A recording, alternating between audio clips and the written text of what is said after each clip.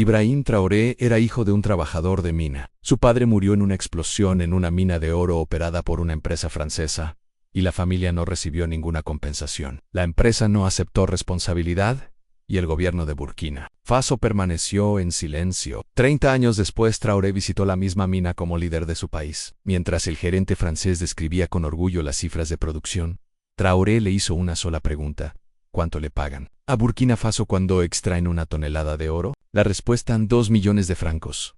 Traoré movió la cabeza. Estás equivocado. La cantidad que pagarás ahora es 0.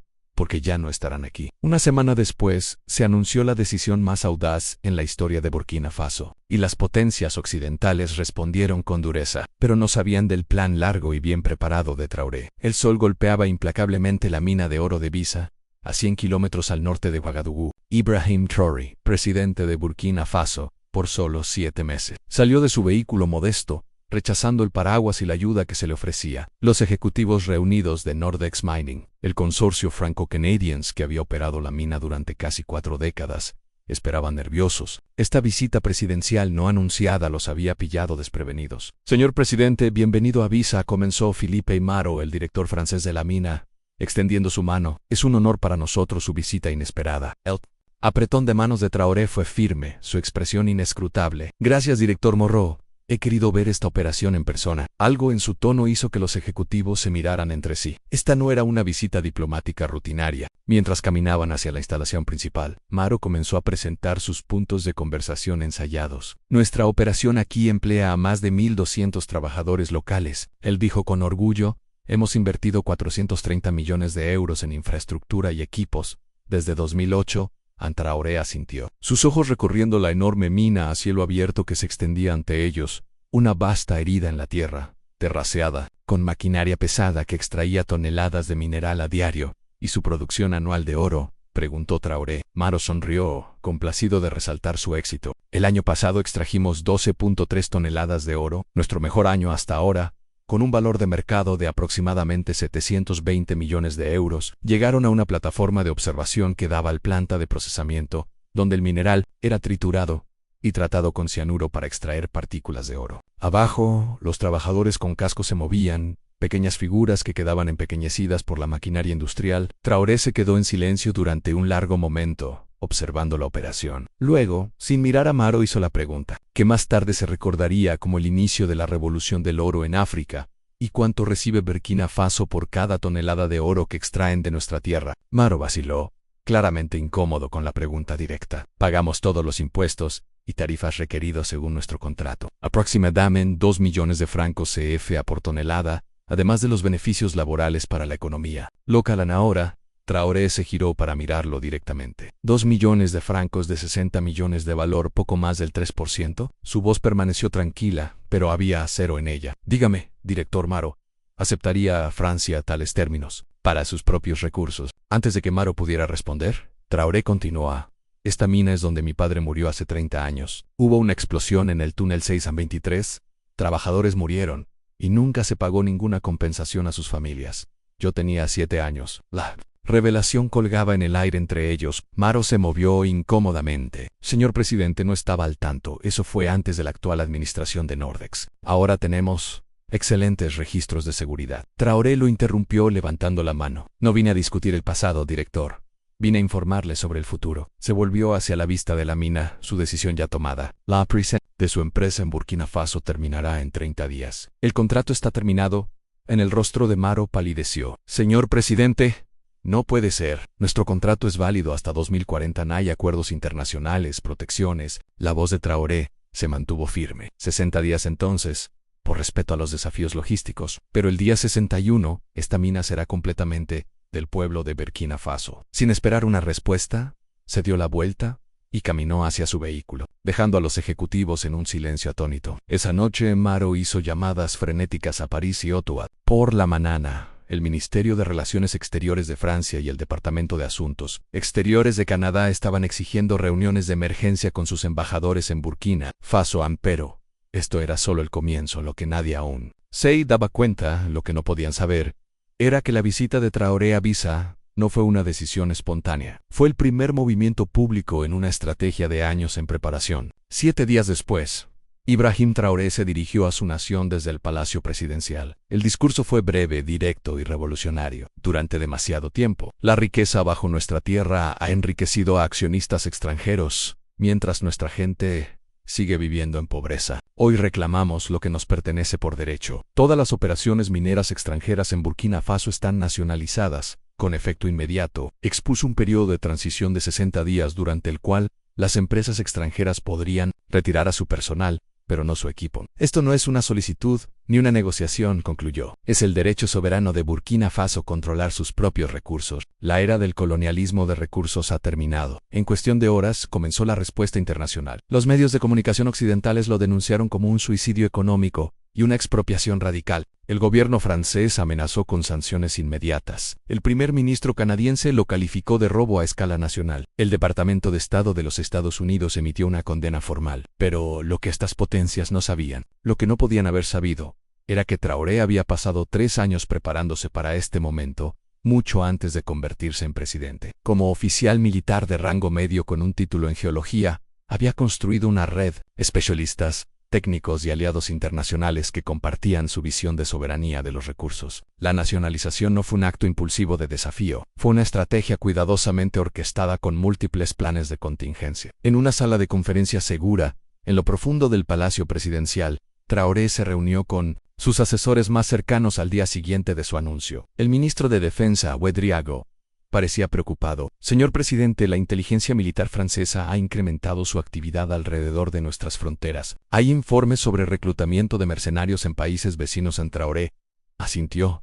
Sin sorpresa, active el protocolo de seguridad Delta e informe a nuestros socios rusos y chinos que estamos pasando a la fase 2. El ministro de Finanzas, Cabret, habló a continuación. El Banco Mundial ha congelado todos los préstamos para el desarrollo. El FMI está amenazando con revocar nuestros acuerdos vigentes. Los bancos occidentales están suspendiendo las relaciones correspondientes con nuestras instituciones financieras. Nuevamente, Traoré no mostró sorpresa.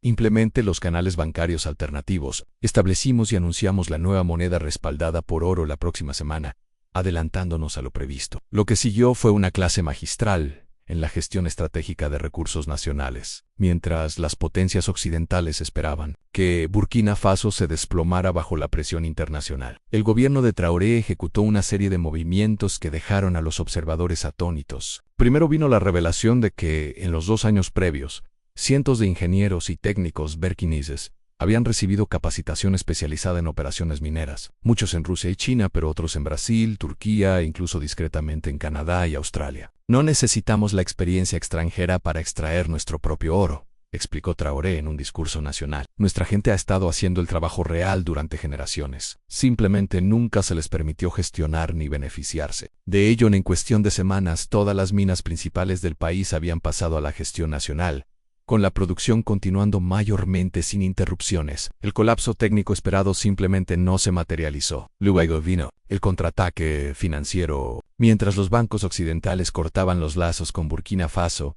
el país desveló su nueva moneda, el franco Sankura, nombrado en honor al líder revolucionario Thomas Sankara, que fue asesinado en 1987 y ahí, a diferencia del franco CFA, que estaba garantizado por el Tesoro francés y controlado efectivamente por Francia. La nueva moneda estaba respaldada directamente por reservas de oro, ahora bajo control nacional. Por primera vez, controlamos tanto nuestros recursos naturales como la moneda que representa su valor, explicó el ministro de Finanzas Cabor a los periodistas. El establecimiento financiero internacional predijo hiperinflación y colapso económico.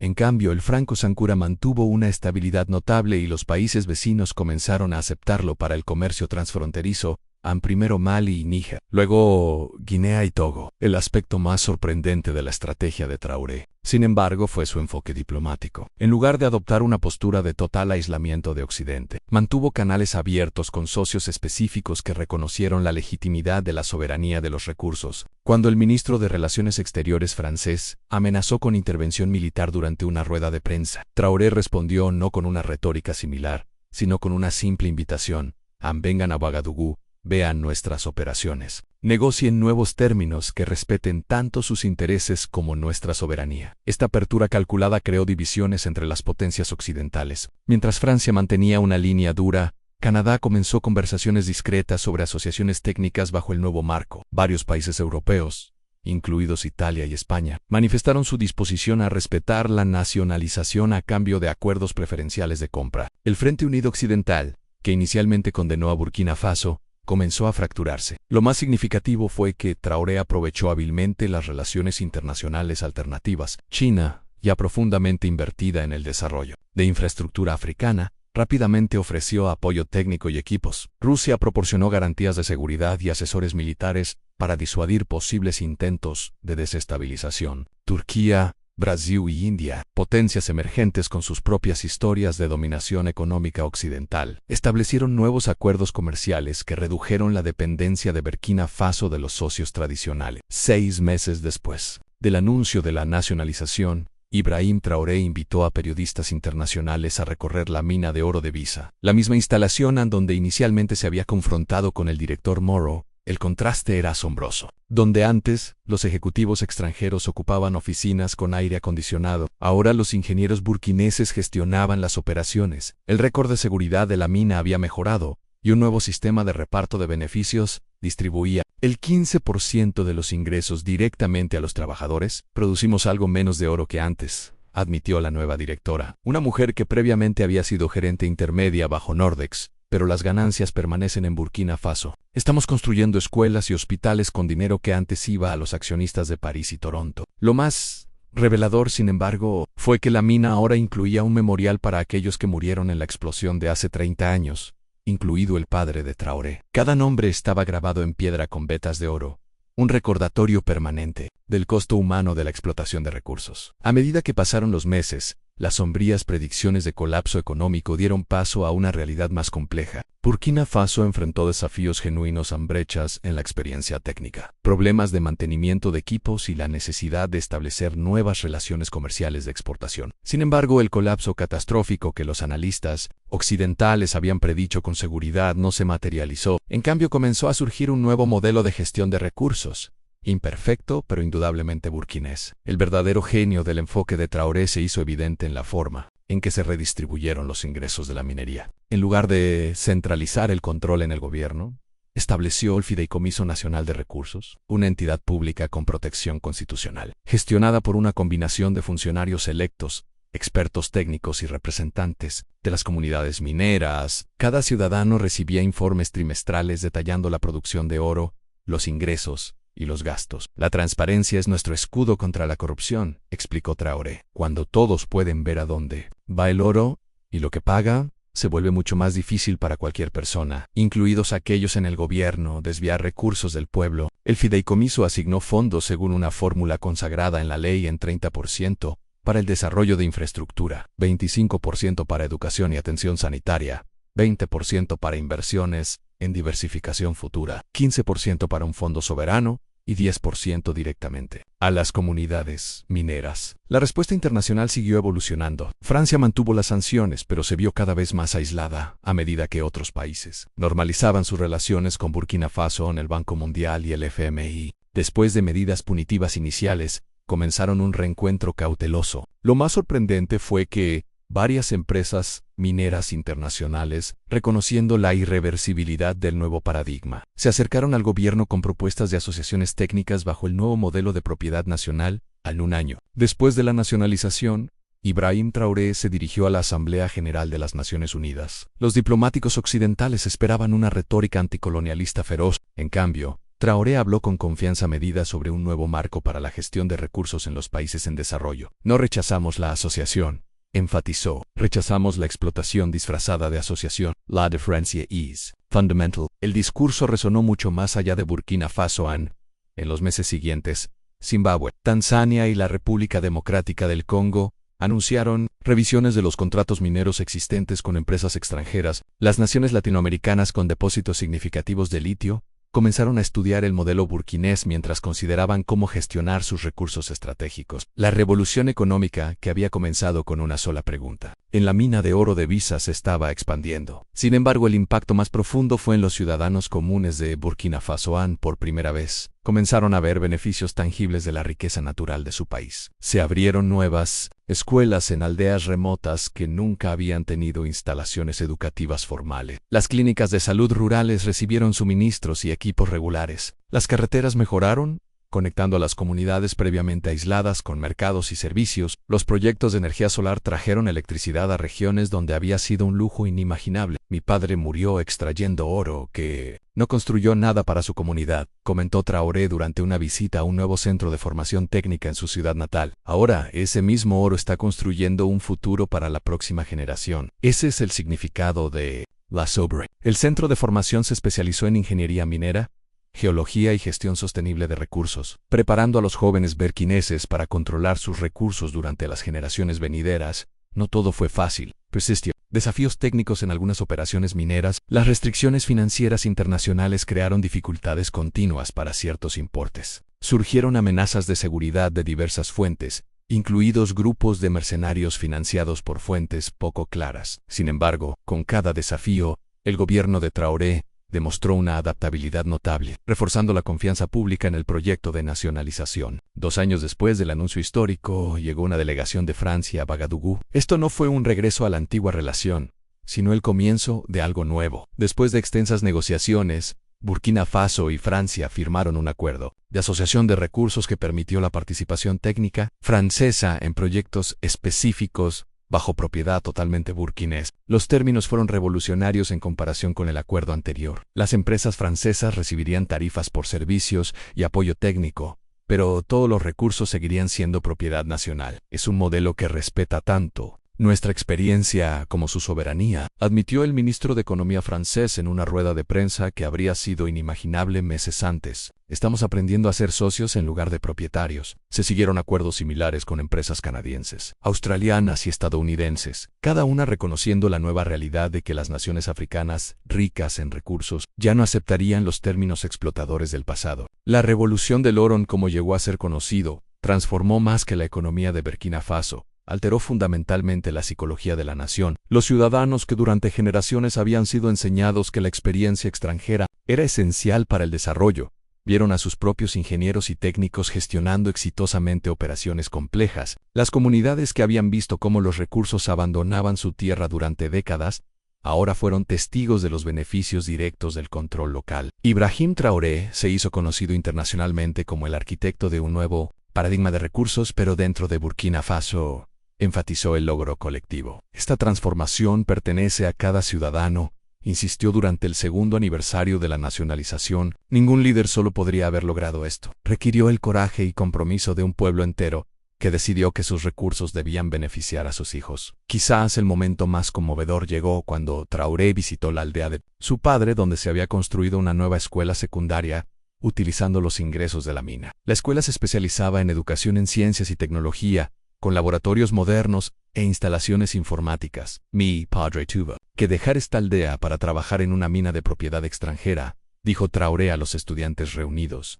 Ustedes podrán quedarse aquí y aún así participar en la construcción del futuro de nuestra nación. El modelo burkinés de soberanía de los recursos se extendió rápidamente por África y más allá. En 5 años, 14 naciones africanas implementaron versiones del Fideicomiso Nacional de Recursos, cada una adaptada a las condiciones locales, pero compartiendo los principios fundamentales de transparencia, inversión diversificada y priorización de los beneficios para la comunidad. El dominio previamente incuestionable de las corporaciones mineras multinacionales en las naciones en desarrollo comenzó a erosionarse. Las naciones occidentales y las instituciones internacionales eventualmente se adaptaron a la nueva realidad. El Banco Mundial creó una división de gestión soberana de recursos para apoyar a los países que transitaban hacia un mayor control nacional. El FMI desarrolló marcos financieros alternativos que no castigaban la nacionalización de recursos. Incluso las corporaciones multinacionales más resistentes comenzaron a ofrecer nuevos modelos de asociación que reconocían la propiedad nacional, mientras proporcionaban experiencia técnica. 10 años después de su confrontación con el director Maro en la mina de Bisa, Ibrahim Traoré se presentó ante una reunión de líderes africanos en Addis Abeba.